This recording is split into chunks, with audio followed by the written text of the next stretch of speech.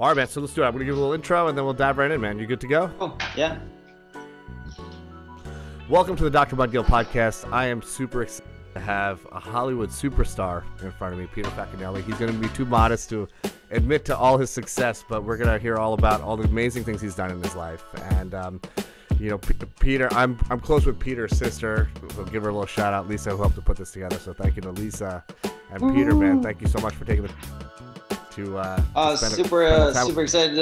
super excited to be on. Thank you for having me.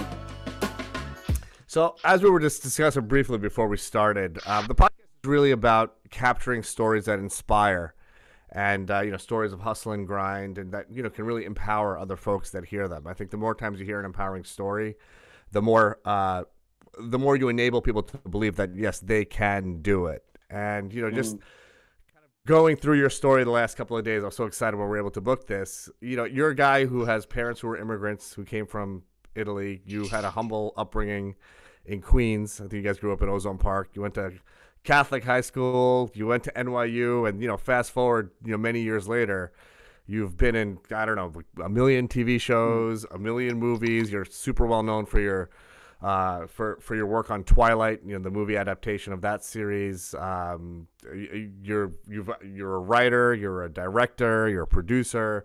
You just have a movie that was released, The Vanished, just came out in the last few weeks, I would think, right? That it just came. Yeah, a month ago.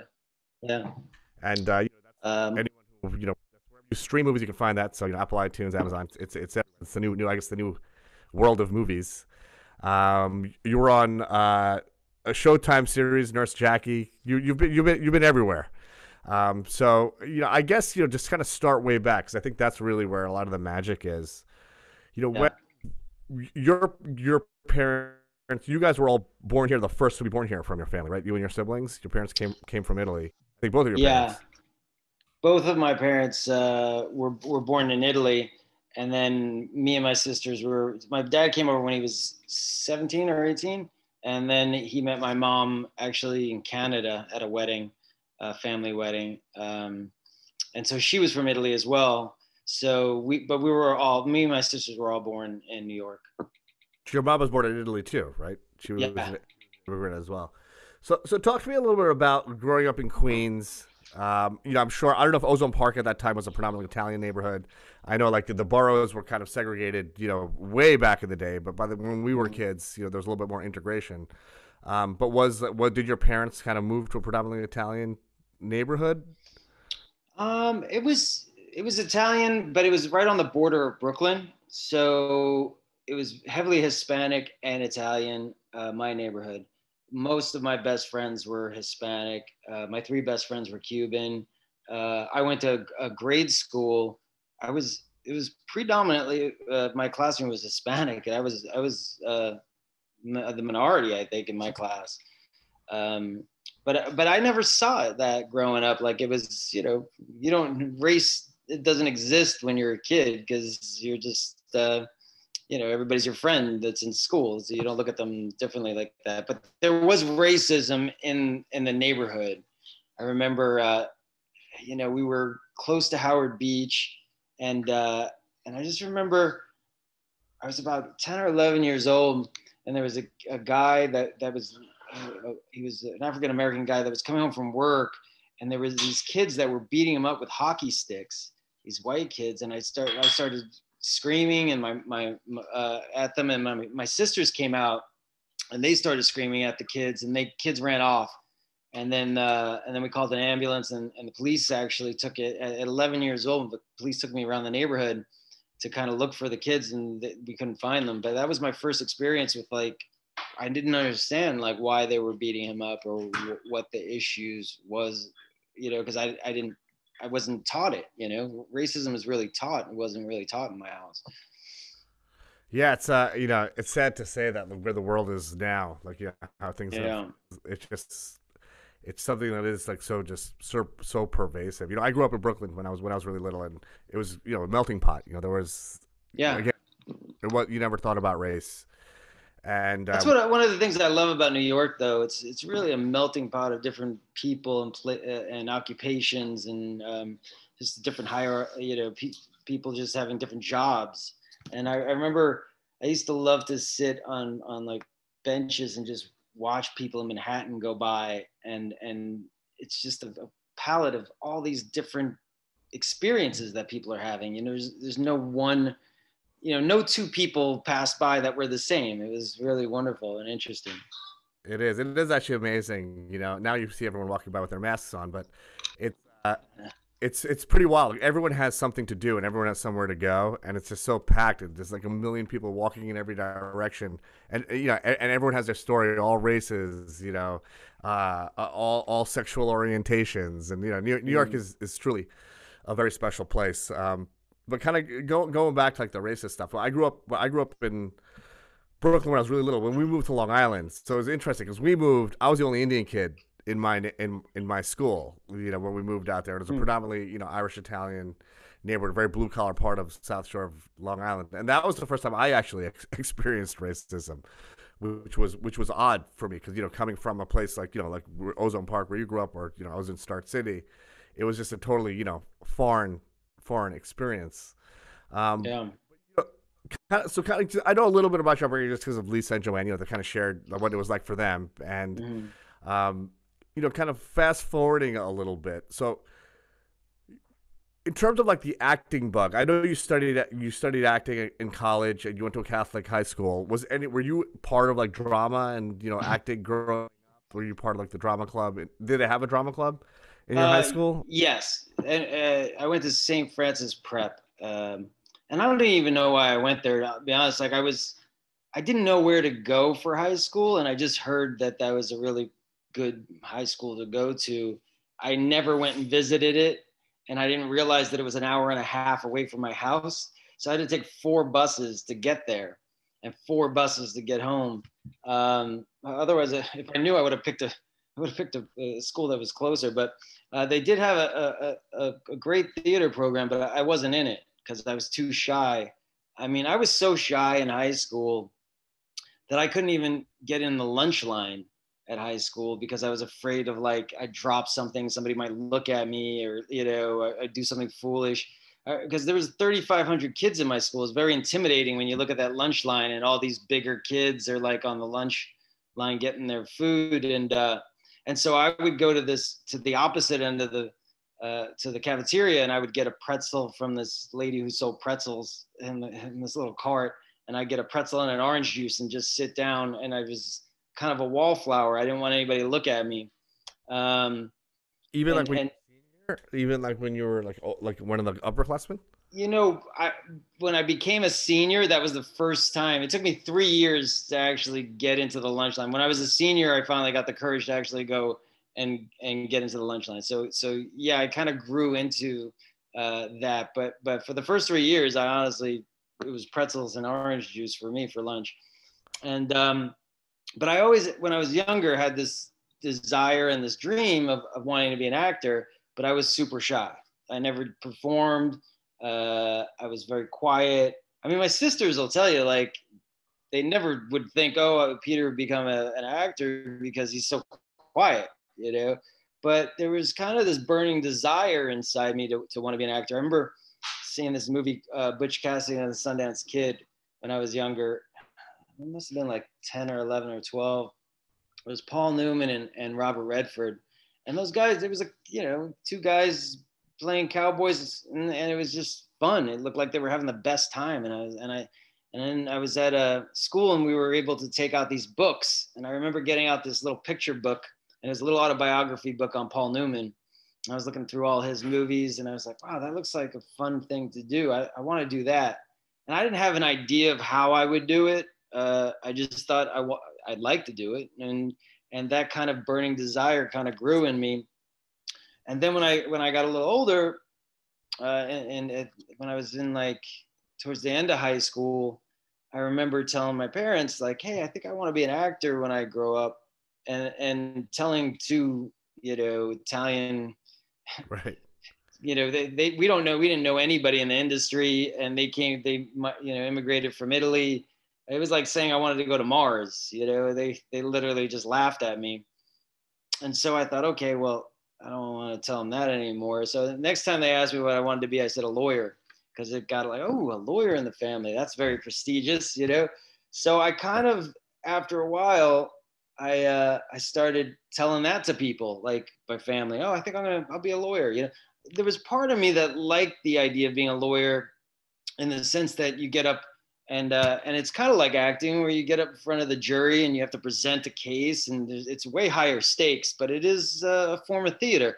And I don't know where it came from, because I was super shy. And if somebody said, "Hey, you want to do this play?" I would have been like, "No." As a matter of fact, I remember there was a play. I think I was in like 8th grade or 7th grade, and everybody had to do this play. And I literally called in sick that day because I couldn't do it. I was that shy.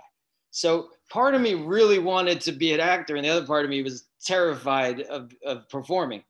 So I don't know how that won out, but what? Be an actor without having ever acted. Like, you Yeah, know, it was the yeah. I of, wanted to be able to do the job of acting, because I thought it would be fun. I think what was fun for me was the idea of like, what became fun, I think also, was just the idea of becoming other people, and like, and when I became other people, then nobody was looking at me, you know, because when you play a character, they're not looking at you, they're looking at the person you create, you know. So it wasn't until probably senior year in high school I met a guy who was a manager, and I started talking to him, and I started taking acting classes, um, because he taught acting classes, and he kind of changed my life. This guy, his name's Mark Amitson. He used to manage Steve Buscemi, Willem Dafoe, uh, and so I just happened to meet him, and I took his classes, and he said, "Listen, if you're interested in acting, you really need to study it. You know, a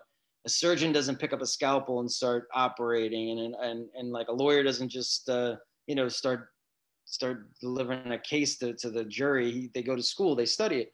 So with his help, I transferred into NYU, and I started studying acting there. where were you before that? I went to St. John's University for a year.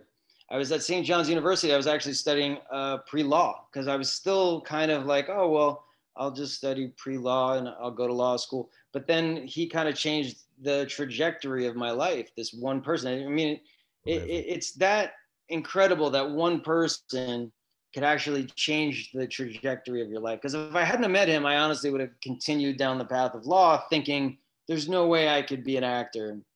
You know, it's just not possible. I don't know anybody, and I don't know how to do it, and I don't know where to go to study it, and I wasn't going to get the support at home. But this guy, just having him believe in me, and having him kind of, you know, steer me in that direction, gave me the belief in myself. You know, and I think a lot of it comes down to having that belief. What's that? Had you acted at that point yet? Had No, you like? no, I hadn't. When I met him, I hadn't acted at all. I never took a class. Never took a class. I did some modeling. Some woman found me. I was at a bus stop once, and she said, "Here's my card. Maybe you should model." But it really was different. Like the modeling, I never did as a career. I kind of was picking up jobs here and there, and it was like paying for, you know, help pay for school a little bit, but it wasn't like I was a model turned actor. It was completely separated. I mean, I was doing these modeling gigs, and then at the same time I met this guy Mark, and I started taking his acting classes. And his was the first acting classes I ever took, and I was about 20 or about 19, 20. And then at 21, I got my first professional job. So it happened very quickly. I mean, a lot of people act for years and then don't get a job. And then Mark, after I was studying at NYU, he introduced me to an agent, and I got my first agent just off of his recommendation. And I remember I went up for a year for stuff, and had an audition like every other week, sometimes twice a week. And back then they didn't have emails, you know. So when the agency said, "Hey, we have an audition for you," I had to take the train all the way into Manhattan from Queens, which is a 30-40 minute, you know, train trip, and then subway trip. And then they would leave the script out in a manila envelope with my name on it. and then I would get it, and then I would have to take the train home, and then I have to take the train back in the next day to like, audition. So it's a lot easier now when people are just sending emails back and forth. You want the script, 2 seconds later you have it. Back then it was like,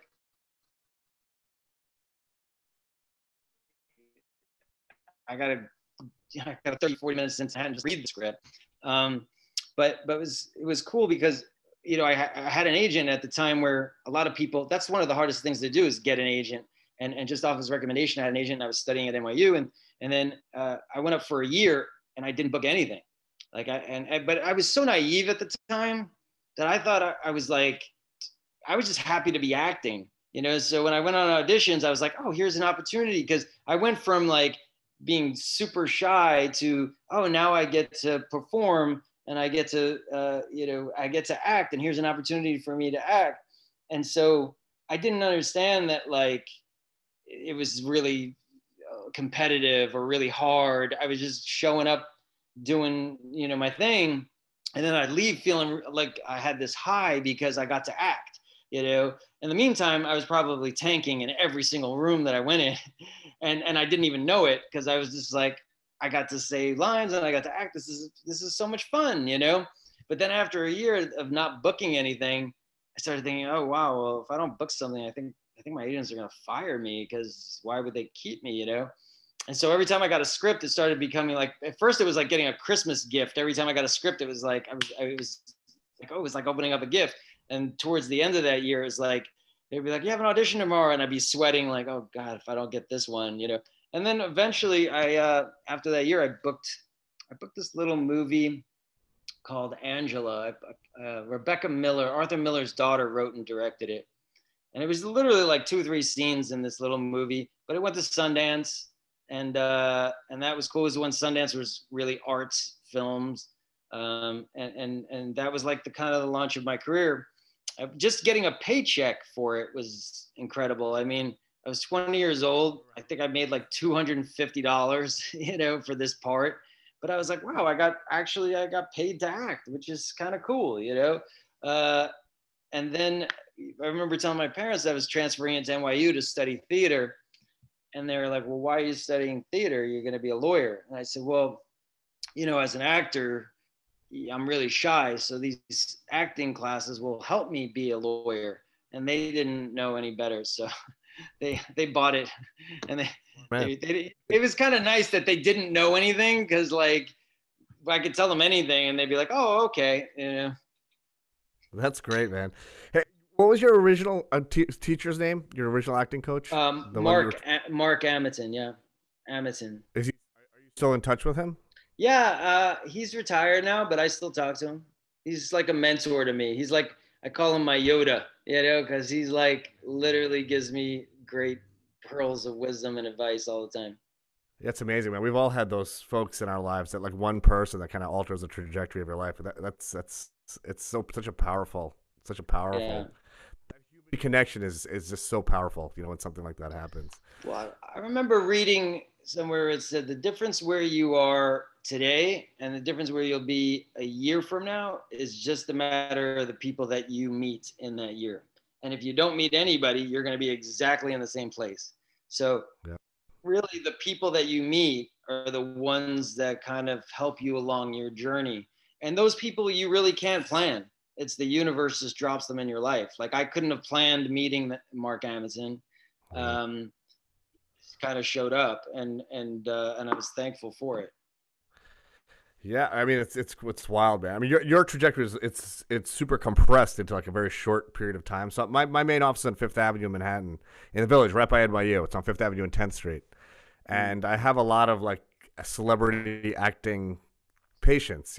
Some of whom, the few who are like huge, big time Oscar type folks, but the great bulk of my patients who are acting are bit like they do like small parts or like character roles, like folks that you wouldn't even necessarily know who they were, like little parts in Law and Order and all that sort of stuff. But that's been their entire career.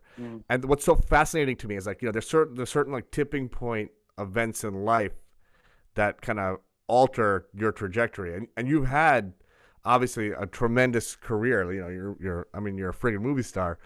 Um, what, like, looking back at your, obviously that initial event, that Sentinel event of, like, you know, meeting your initial instructor and who kind of, you know, really got you coached in the right way to get that first part.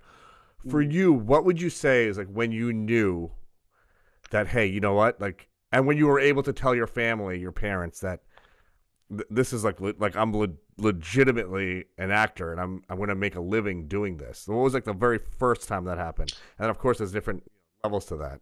You know, I never really thought about it. I mean, I never really thought of it. All just kind of happened. It's not something, it's like life. It's like it just happens, you know, and then you don't really think about, oh, this is now I've made it. I mean, I still don't look at myself as I've made it because you always have different tiers of goals. So you're just always going, going, going, going. You get this, then you want this, then you want this. My first goal, my only goal when I started, I said, and I remember this, I was taking, when I went to St. John's University, I took an acting 101 class.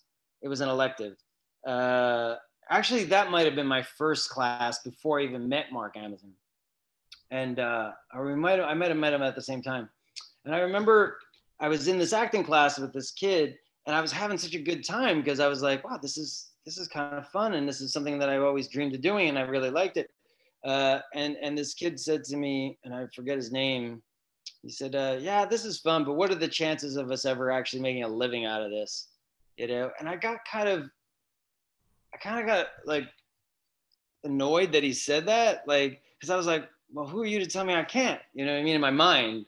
So my whole beginning was like, I want to get a paycheck. I want to get a paycheck for this. I don't care if it's going to, I don't care if it takes me to 70 years old.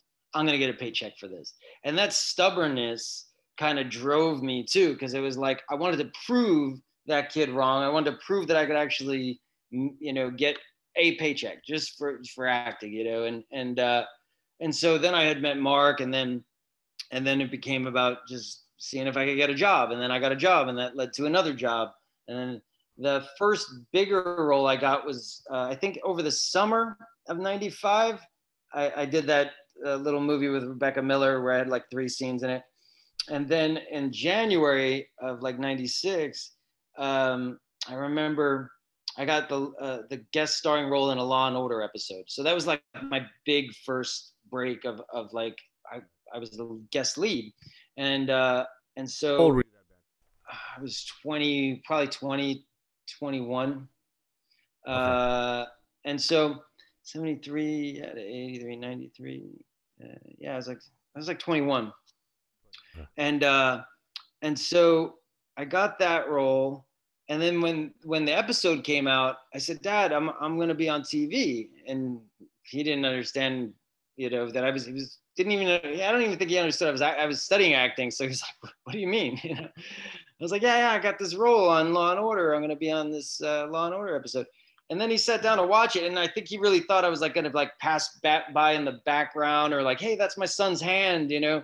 And I was actually the lead of it. So he was like kind of shocked that I was the lead of this episode.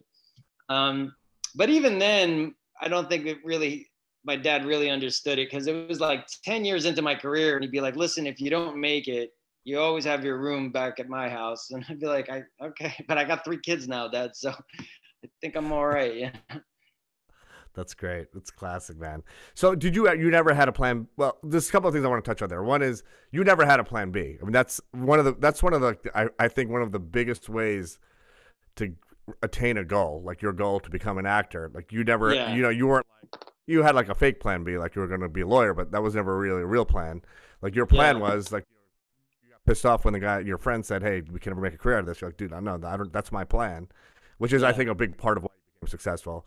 But did you ever have a day job? Did you ever need to have a day job?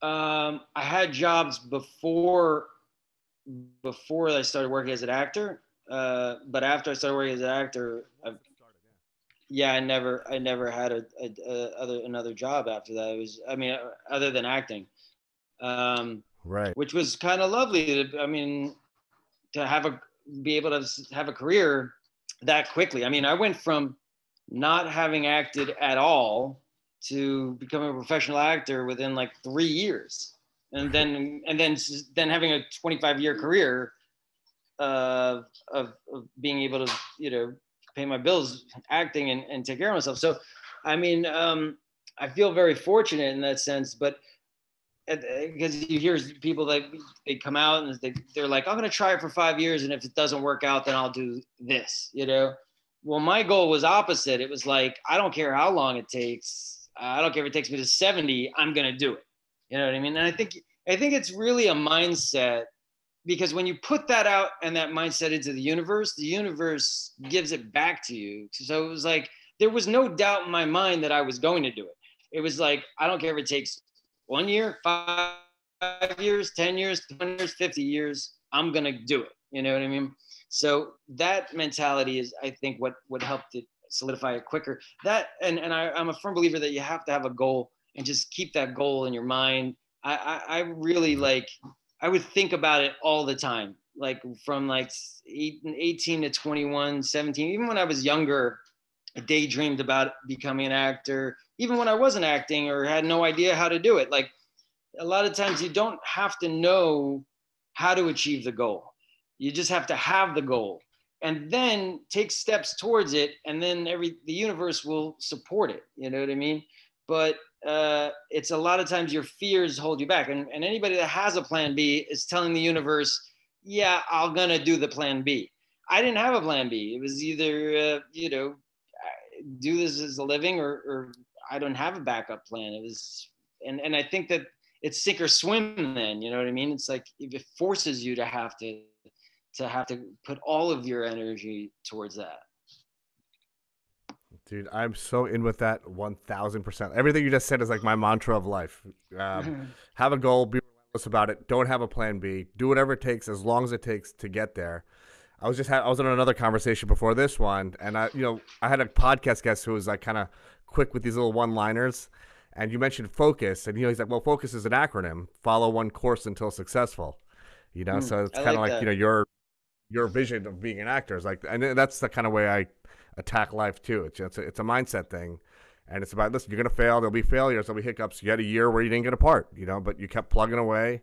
Yeah. Kept plugging away until you got your break. That Law and Order. So you were on. Go ahead. I'm sorry. No, I was just saying there was a cool story I heard. It's like, if somebody said to you, if you lent somebody $10,000 and your friend is keeps skirting you, and he's not giving you the $10,000 back, and you're trying to get in touch with him and you're just not hearing from him, and that would make you feel really annoyed, right? But if you're all of a sudden you ran into your friend and he's like, hey man, it's been 3 months. I'm so sorry. But your check's in the mail. I totally got this great job and I put it in the mail yesterday. So you're going to get it. All of a sudden you feel really relieved, right? But you don't have the check, but you know it's coming. So That's how you got to live. And that's how you got to, when you have a goal, like, the check's in the mail, it's coming. I love it. Instead of feeling like you're chasing the guy that's, where's my money? Where's my money? How come I don't have it? What's going on? No, you act like, I know I'm going to get it. The check's in the mail. It's coming, and then you feel more relaxed about it. And then it comes. Glass is half full, man. That's a glass is half full attitude, a mindset of abundance, all that sort of stuff, So let me ask you, that Law and Order gig, how much did that pay you? Oh man, I'm probably like $1,000 or something like that, $1,200, and then off of that, I was on set, and Dick Wolf came down to visit, and he said, "Listen, I've been watching dailies. I like what you've been doing. What do you want to do?" And I was like, "Well, I'm studying acting in NYU. I was still actually in school at the time studying." And he said, "No, I know you're an actor. Like, what kind of stuff do you want to do?" I was like, I don't know. And he's like, "Well, I have another TV series that I think you'd be right for the guest lead for that. Why don't you come in and audition?" So I went in and I read for that, and I booked that one while I was on Law and Order. So now I've got back-to-back leads on these two guest starring shows, and I was just going to take off 2 weeks and go back to school to finish up because I had one more semester, so I had 15 more credits to finish my diploma. but I was so behind now because I had to take off the month. I was like, well, I'll just take this semester off, and then I'll go back, But then I just kept working and I never went back. So it was funny because I ran into Dick Wolf once at the SAG Awards. I had been a part of 6 Feet Under, and we were up for Best Ensemble cast. And I saw Dick Wolf, and I said, Dick, you're the reason why I don't have my diploma. I said, but you're the reason I have my SAG cards. So it's a good trade-off, and I much prefer to have this SAG card than my diploma because it served me well. I mean, at the end of the day, no one's ever asked me, where's your diploma from NYU? You don't have to, you can't get this job because of it. But like, I felt like I learned what I needed to learn. And then the rest was I was learning as I go and doing. So Learn while you earn. That's what I always yeah. say. You're learning while you're earning. So what was that show? What was the show that you were doing like right after Law and Order? It was called The Rights Verdict. It was a very short-lived little TV series, but I only had that one episode. So my episode aired, which was nice. Right. So like like I said, I have a lot of patients who are actors, and a lot of them have day jobs. Like the classic story: waiter, waitress, bartender. So everyone who's in commercials wants to be on a TV show. Everyone's on a TV show wants to be in a movie. So when was that the mindset? Like you're doing all these TV shows. We're like, well, I really want to be in a movie now, or like how did that all happen? No, I was just stoked. Honestly, I was just stoked to be acting at all. Like just getting a paycheck for acting was fantastic. Right after that, I actually did a movie called Foxfire, which was with Angelina Jolie. And so I was in Portland, Oregon, doing a movie with Angelina Jolie, and then I started doing movies after that. And I went back and forth for a while. I was doing like little TV stuff. I was doing some movie of the weeks. They did a lot of movie of the weeks back then, but I was getting the leads in them, so I did like 3 or 4 of them, which was great for me to cut my teeth on those. And then I would go and do a movie. And then I would do, then I did Scorpion King and I did Supernova, which were big movies. And then for a while, I was like, I'm only going to do movies. And then a TV series came along called Fastlane. And I was like, wow, this is like every show that I grew up watching, like Dukes of Hazzard meets Starsky and Hutch. It was just super fun. And I couldn't turn that down. And I did that show with Bill Bellamy, and he was so much fun to work with. And then we did that show when we only got 1 year out of that show, which was a bummer because we had pretty good ratings. It was just a super expensive show.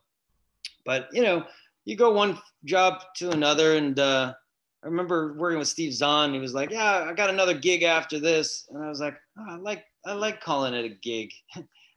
Yeah, just doing this gig, doing that gig. You do this gig, you do that gig. And you just jump around. Some of them are hits, some of them don't. But they're not really, in your control. All I can control is, do I like the script? Do I like the cast? It's all like playing, it's all bet, like going to Vegas. Like you never know. Like when we did Twilight, we didn't know it was going to be that big. I honestly thought maybe this movie might come and go. We didn't think we were going to be able to shoot a second one if not enough people showed up for the first one. And then all of a sudden it became a huge success. So honestly, I show up, I do my job. When people say, well, what's your favorite project? I'm like, I put just as much energy into this project as into that one. So like, they're all my favorites, because at the end of the day, when I go home, I've given it my all. And then you give it over to an audience and you hope that they like it, Was there like when you did, was Twilight like, I mean, obviously, like you were an actor, people were recognizing you, but now like everyone recognize you. You can't go anywhere without getting recognized, type of thing. Mm-hmm. Twilight, that would you say did that? Like where it's like paparazzi's hanging around. Again, I honestly never think about it. Like sometimes people got to remind me, because I'm like the guy that's picking his nose or spitting on the floor, and they're like, this paparazzi over there. Like I don't walk out of the house like going, I'm a celebrity and I got to be careful. But then sometimes I'm like, changed at some point. There must have been like a palpable change of energy around you at some point. I mean, honestly, like, because I did Can't Hardly Wait, which was a pretty big movie back then. So like right off the bat, I had a successful movie where I was recognizable, So it wasn't like I was like, oh, now I'm more recognizable or less recognizable. I just was like, oh, I'm doing stuff that people like and people are in, you know. So, or I'd be doing this TV movie and I was leading, and then I'd be in the grocery store 3 days later and somebody would have seen it and said, oh my gosh, I saw you in this TV movie. I really like that, you know. So, uh, so gradually, when something happens gradually, it's like the boiling a frog. It's not like there's some people have that one instant hit and then all of a sudden they go from like 0 to 100. But like I've from the beginning of my career, I've had, you know, leads in this, or this Right. movie was successful, or, you know, this TV movie was on and people saw that. And so my whole thing is like, I've done a lot of different things with my career. Like I've done action, drama, comedy, and I played a lot of different characters. So like I'll get people come up to me and they'll say, "Oh, I love your work," and but I don't know what they'll have seen me in. You know what I mean? So I try to guess, and I'll be like, "Oh, well, this guy probably likes Fastlane because like he's like kind of a macho kind of guy," and I'll usually wrong because I remember this guy came up to me and was like, "Hey man, I love your work." And I was like, "Oh, thanks. What do you like?" And I'm thinking he's gonna say Fastlane or Scorpion King or something like macho. And he's like, "Nurse Jackie, dude, that's like the best show." And I was like, I can't imagine this guy going, "Can't hang out tonight, fellas. Got to watch Nurse Jackie." Yeah. So, That's amazing. uh, so I have no idea. And then sometimes I think, oh, this person probably likes Twilight, but then they liked something else of mine. And I still get quotes thrown from Can't Hardly Wait. Like people still are throwing quotes at me from that movie. That's like Yeah, a cult classic. yeah, You know, I think there's a couple of things I'm gleaning from that. So one is, I mean, it's just you're a guy who's you had a one track mind. You really embraced the grind of the process, and you know, for you, it was like there was all these wins along the way that kind of justified the dream that you had and the vision that you created for yourself. And you basically it's empowering, like each one of those things, and you embraced it. It was like a slow. I mean, it was actually a fast rise for you, but yeah. it was like you embraced the process. I have a funny story. So when my daughter was in kindergarten, she's my oldest, and Sophia, your niece, was in kindergarten. I mean, you were in kindergarten or first grade. You were visiting New York at the time, and you came to back to school night, and Ah, you were the group right before us. So I didn't know Lisa. I knew who Lisa and Leon kind of were, but I never. We just moved to that neighborhood. Never spoke to them before. mm, And you were there. And I don't really watch much TV and stuff, but my wife was like, "That's Peter Facinelli." Like she knew who you were. And then we went in to go see the teachers. They were all like, "Oh my god!" Like I was like these two teachers who were, I guess, obsessed with Twilight or something. But it's interesting because you're on the inside looking out. So you probably don't yeah, realize the the way people the energy around you, because you're on the inside looking out. But it was actually quite fascinating to see it from the outside, from my perspective, from the outside looking at you. Yeah, you looked like a movie star. You had like a leather jacket, a scarf, and like just looked like a cool dude. But it was a funny story. It's from maybe like must have been like 6 or 7 years ago. It's pretty wild. that's Um, funny. Yeah, I rarely see that because like I just don't look at it that way. So you're right. I'm from the inside looking out, and also like. Look, we could sit here and I could talk about all these wonderful things, and we could say, well, he's had this great career, and but it's kind of like, and I'll equate it to baseball. It's like, look, my batting average is probably like 250. You know what I mean? For all the things that you see, there's 7 out of 10 things that I went up for that I didn't get. That like there's a lot of struggle. There's a lot of things that I would love to have done that I didn't get. Like I was I think top I was came in second for a movie called Requiem for a Dream, which great. was an incredible movie. And I was so bummed I didn't get that. I was like one of the top choices for Boogie Nights, and I didn't get that. So like you look at those things, and those things happen all the time. They still happen. Like there's things that I would love to do here, and like you don't get that, and then you get this, and so people are always seeing like the tip of the iceberg when they see people that are successful, but they don't see underneath the water all the things that led to that. And so I guess that's why I don't walk around feeling like the the the bee's knees and look at me. It's just like hey, I'm trying to do my thing and struggling and doing my journey, and everybody's doing theirs. So Yeah, you actually took the words out of my mouth. I was going to use that iceberg Yeah. analogy, but you fail your way to success. It's like the 80-20 Yeah. rule. It's like all of these things are saying the same thing. So I want to talk a little bit about like how when you went from acting, because you were trained as an actor and you really dove into acting. When did like writing and producing start? Like when did you have an interest in that? When did you like start like getting some traction with that? Well, I think I always had the mind of a set of a director, because like I'd always sit down, and even when I got the scripts, I'd be like, I think this would make it better, or like this line might be better, and sometimes directors hate that, and sometimes writers hate that too, and sometimes they're very collaborative. So I try to be very respectful, even in the beginning of my career. But if there's things that I thought it could make it better, then I would always at least try. And then as my career went on, I would get these scripts, and I read hundreds and hundreds and hundreds of scripts, and a lot of times they're not good. So after a while I was like, well, if people are making this, I could make something. So then I think writing really came out of just necessity of wanting to tell stories myself that I wasn't getting. So I sat down. I remember writing my first movie, and I was really excited about it. And I gave it to my agent, and he laughed at me. Literally laughed at me. Like, it was a movie about a guy who's like Juilliard trained, and he wants to be this really respected actor, but he gets this job as the guy in the Barney suit, you know, and so he's on this kids television show, and then he crashes his car into this girl, this woman who has this daughter, and then he realizes through this woman and through this daughter that like what's really important in life, you know what I mean? And he becomes less bitter because he's on a kids show and he hates all the kids and he's like miserable. So it was a comedy, and I gave it to him, and at the time it was called Henry the Happy Hippo. And my agent looked at me and went, Peter, Henry the Happy Hippo, Peter. And I was like, so no, you don't like it? And he just went, Peter. And I just felt so like deflated.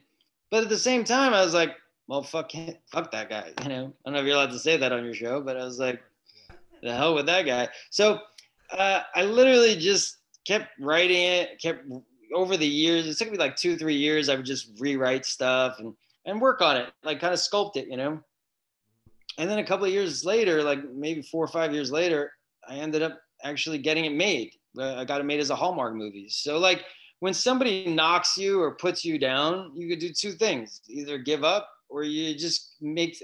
The one thing I have in me is a little bit of stubbornness. So when someone says you can't do that, it makes me want to prove them wrong. So just like that one kid that was like, oh, I don't think we could be actors. I was like, no, I'll prove you wrong. And when he laughed, I was like, that was gut wrenching. Here's your agent, and and along the way too, I was trying to get it made, and you get feedback, and people don't like it, and it's like a kick in the nuts all the time, and you just keep going, keep going, keep going. And then I finally got it produced and made, and it came out as a Hallmark movie, and it was kind of fun to actually write and produce something, but I wasn't in it, because I didn't want to be in that one. I just wanted to kind of produce it and write it and show that I could write and produce as well, and keep it separate. And then, sorry, but just for the folks that aren't really familiar. Yeah. So when obviously when you're writing, you're creating the world and you write the script, and then when you're producer, you actually are overseeing the project. So you're helping decide who the director is going to be. You're helping to decide who the actors are going to be. You're helping to decide like the budget of the film, and you're kind of like the overall supervisor. And there's lots of them, you know what I mean? So there's not just one producer. There's producers that bring in money, so they're like equity money producers, and then there's creative producers, which I was a creative producer on that, so I was kind of like overseeing it. And what was great about that was, here's a great story. One of the first people that gave me a chance was this director who I was doing a TV movie when I was in my early 20s. It was like it was actually my first big starring role in a TV movie. And this director, I went up and I auditioned for it for like 5 times. And there was a producer that was like, no, absolutely not. There's no way he's going to be in it. I don't want him. Fought. No. And the director fought for me and said, no. I think this is the guy. He had me back in. I really like this guy. And he went toe to toe with this producer and he won. And he put me in the movie. And I got some of the best reviews I ever got from that TV movie. So it was kind of nice to prove that guy wrong again, that he didn't want me. And he actually apologized after the movie came out. He's like, look, I didn't know. I didn't think you had it in you, but the reviews were fantastic. So years later, that director had left Hollywood for a while, and he moved to like, different state and left the business for a little while. And when he came back in, he was looking to work, and I ended up hiring him to do the TV movie that I wrote. So it was kind of full circle, which was kind of fun. And I like that. I like when things come full circle, that I was able to give him the job now that he's coming back and starting to work again. So that was really nice. And I enjoyed working with him on that. And then the director really is the one that tells the story. Like they basically every frame, every sound, every visual picture is the director chooses. So like the director chooses the cast, the clothes, the colors, the tone of the film, the music. It's a huge responsibility because you're working with lots of different departments. It's kind of like building a house. You'd be like the general contractor who's just like shopping all the departments out, but you're overseeing them all, and then you got to make sure that house is sturdy and doesn't leak. So let's come to like your most recent project. So this is a project that you wrote, you directed. I imagine you were a producer on that as well. From like soup to nuts, talk to us about the whole thing. Like a little bit about like what inspired it and etc. I mean, and just like when the idea turned into like an actual script, and then when that turned into the process of making the movie. Well. So yeah, sure. So I went on this road trip when my daughter was like 5 or 6, and we went on this road trip, and we pulled up into this little RV park, and I went to go pay, and I heard some gunshots. And I looked up, and the guy said, "Oh, don't worry. There's a prison down the road. They do drills. 2 or 3 gunshots is normal. Anything more than that, though, come run to the front desk." And he kind of chuckled, and I was like, "Oh, great!" So I went back to the RV, and I couldn't sleep the whole night because I was thinking, well, what if a convict escapes? Like, what if my daughter went missing? What would happen if my daughter went missing in the middle of these woods? It's so beautiful out here, but it would be like a horrific thing happening against beauty. And then I was thinking it would be like looking for a needle in a haystack, because there's just acres and acres of woods out here in the middle of nowhere. The nearest town is like 45 minutes away. Who would help me? And then I started thinking about like, well, what would that do to my marriage? Would I blame my wife? Would she blame me? Like, would our marriage collapse? Like, so I started having all these questions about it. And out of that kind of grew this story, which is about 2 parents who go to this RV park and their daughter goes missing. And it's about them trying to find their kid and how the effect it has on their marriage. So to answer those questions, it was my way of answering those questions was writing the script. And so I wrote it, but I thought about it for a long time. I wrote the script in 3 weeks. When was this trip? Oh, that was, well, it was probably somewhere between her being 5 and 10. She's 20 or so. That was like 12 years ago, maybe even longer. So it was ruminating for a while. Yeah, it ruminated definitely for a while. I wrote the script in 3 weeks. I wrote another script. When was that though? When did I write that? When did you write it? That was about 7, 8 years ago. So like it takes time. Okay. Like it's literally like you can create something, but it's not up to you sometimes when it gets made. You know what I mean? there you hear stories all the time that, oh, that movie has been around for 10, 15 years and then it got made and it wins an Oscar somewhere, you know. So like I mean, I hope that I get less times between projects that I get off the ground, because I can't take 10 years every time to get a project off the ground. But my first movie was about 7 or 8 years too, because I wrote that in 3 weeks, and then, you know, by the time you get the financing, I had to fall apart 4 or 5 times. A movie called Lucy's that I wrote and directed. I didn't direct that. I just wrote it. I wrote and starred in that one. There's a director named Michael Corrente who directed that. That was one of the first movies after the Hallmark movie that I got made, that I wrote. And it was a fun cast. It was Michael Madsen was in that, and Vincent Gallo, Joey Pants. Super fun cast. It was about a pickpocket in New York. And so that one, again, I was like riding around the subway and I was like, what would it be like to be a pickpocket in the subway? I mean, that'd be kind of fun, you know. And what if this kid lived with his mom, you know, and he went, and his mom thought he worked on Wall Street, and every day he left in a suit and tie, but he went down and he just pickpocketed people all day. That would be kind of fun. And so I wrote that movie. And I was like, what if he got a girl pregnant and then all of a sudden had to grow up and like take responsibility for something for once in his life? And like, so like, it's just, it's like daydreaming. You daydream this story. And I thought, oh, that's kind of fun. And then you sit down and then I daydream about it a lot, and it ruminates in me a lot. And then it gets to a point where I just got to get it out. And that's why the writing process for me is quick. Cause like I wrote that in 3 weeks, and I wrote The Vanished in 3 weeks. But I mean, I might've lived with it for like a year or even longer before I even put fingers to a keyboard, because I daydream about it, and you start thinking about this and different parts of the movie and different characters. And there are people that sit down and they do these note cards. I never went to school for that. I don't know how to do note cards and move them around on a big board. I just do everything in my mind, and then I let it all out. And when it's coming out, it's like literally like it's the writing itself. I don't even, it's like, oh, it's going there today. Okay. And I just kind of follow it. And then usually I've been lucky because those drafts have been very close to the drafts we've shot, like very minor changes after that, you know? That's amazing. You know, the card thing is funny. Someone recommended this book to me a while ago called Save the Cat. You Oh probably yeah. I have it. I haven't read that, but I have it. don't bother. Don't?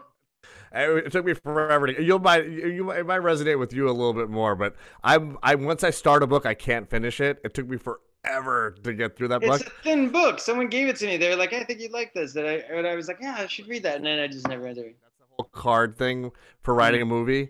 So Okay. I think it comes from that book. So when did you start actually making the movie? So you wrote it a while ago. When did you start? The Vanished you're talking about? Yeah. About a year. Well, let me think. About, what's it, 2020 right now? I mean, with COVID, this whole year has been like, so I would say 2019. Yeah, just towards the end of 2018. So like December 2018 is when we shot it, and then I started filming it. Yeah. So then by mid December, by mid June 2019, I had it finished, and then it came out. So who pays for all that? So that's like 6 months of like filming on location somewhere. Yeah. And Well, filming is really like is the quickest part. Filming is like usually 20, 30 days for an independent film, and then, you know, but what takes the longest is putting it together, because you have to edit it. You have to, you know, add music to it. You have to color correct it. There's so much that goes into the post-production of the film. The movie's really made after you shoot it. You just need the pieces in order to build the house. Like I always try to equate it as building a house. So it's like you go out and you get all the lumber and all the equipment is the filming part of it, right? So first you have the blueprint, which is the script. Then you go out and you get all your tiles, your lumber, your cement, your whatever you think you need to build that house. And then you go into the editing room, and in post-production, you actually physically build that house. And sometimes you're like, oh, well, this doesn't fit. So you're moving stuff around, and then but you can make 100 different movies in the editing room. It's just a matter of how you put something together. But I you mean, definitely need the pieces. You definitely need the pieces. no, I love that analogy. I think it really, I mean, made me have a much better understanding of the process. So it sounds like an incredibly laborious process, like when you're actually like editing it down, the color correction. I mean, even for when I make an Instagram post, I post like a little video basically every day. It takes forever. There's a lot of work that goes into it. So Yeah. I understand like a microcosm of what it would take to make an entire movie. But Well, it's it's interesting because you go from when you're on set, you're around 120 people, right? And it's like, I love being on set because I'm used to being on set. So for me, I get the more energy around me, I feed off of that energy. And then you're working with actors and you're working with your camera department, you're working with the sound department, you're working with the costume department, and everybody's and makeup department, and they're all asking you questions all day long, and you're facilitating. It's like going to war. Like you're just without having obviously your life on the line, but but it's like being in the trenches is what I mean. You're really physically, it's exhausting because you're shooting 14, 15, 16 hours a day, and then you're really trying to make sure you have all the pieces. You don't want to miss out and be like, oh, I don't have that piece. When you're in the editing room, you're like, oh, I didn't get that, so you're trying to get all those pieces, and then when you go to editing, when you go to post-production, it's literally you and one other guy in a dark room, and you're there for like a month, and it's so lonely. This is just like you and one other guy. Some directors love that part of it, and they're kind of antisocial, and they hate the set part of it. Like I heard Alfred Hitchcock hated the filming part of it. He didn't like actors, he didn't like dealing with people. He liked being in that editing room and being able to like create it there. I'm kind of like, I like the set part, and then the editing part is I find lonely, but it's still, I know how important that part is because that's where you're shaping everything. so for this particular movie, are you flipping the bill for that? Like No, for all no, you that? Because have that's investors. That's why it takes so long to make a movie. If I was footing a bill for every movie, it wouldn't take that long. But you have to find investors that come in, people that put up money, and then sometimes somebody falls out, and then the whole thing falls apart. Then you got to start over again.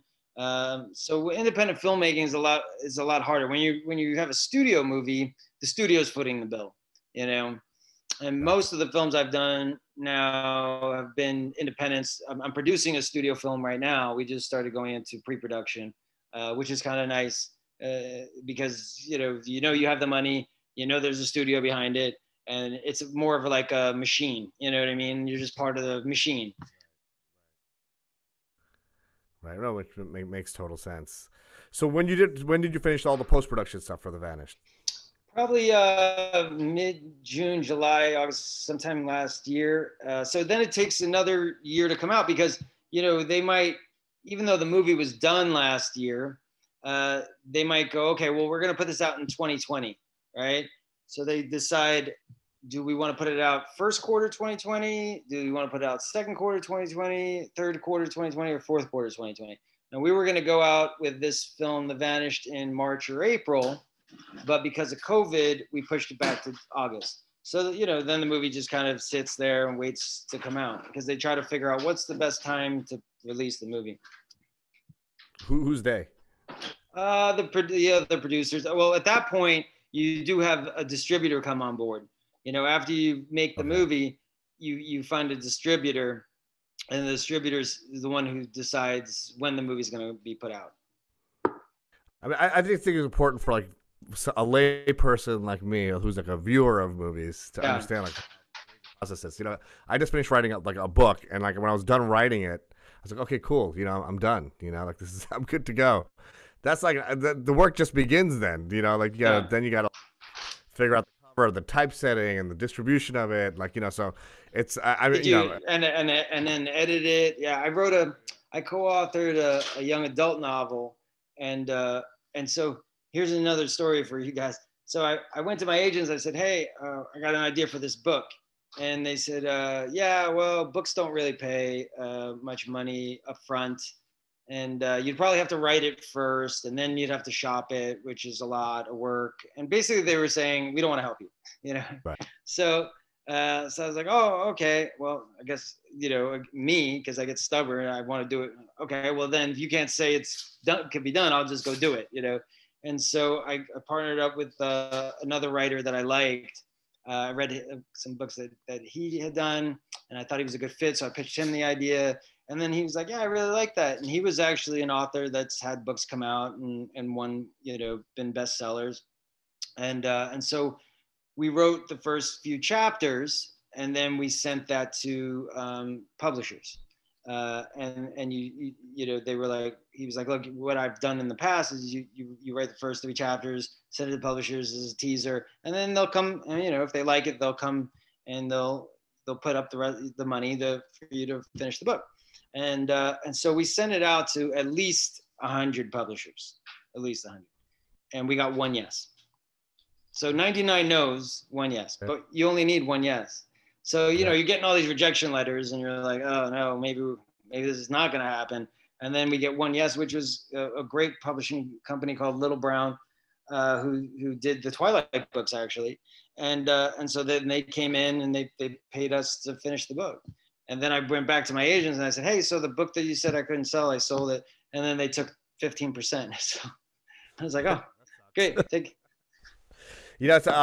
I'm gonna let you go in a minute, but there's one other thing I want to talk to you about, man. So obviously, like your mindset is amazing, and I'm a big mindset guy. There's a few things that just from all of these stories that you've told me is a relentless mindset. Like you have just like a mindset geared to figure out a way to succeed.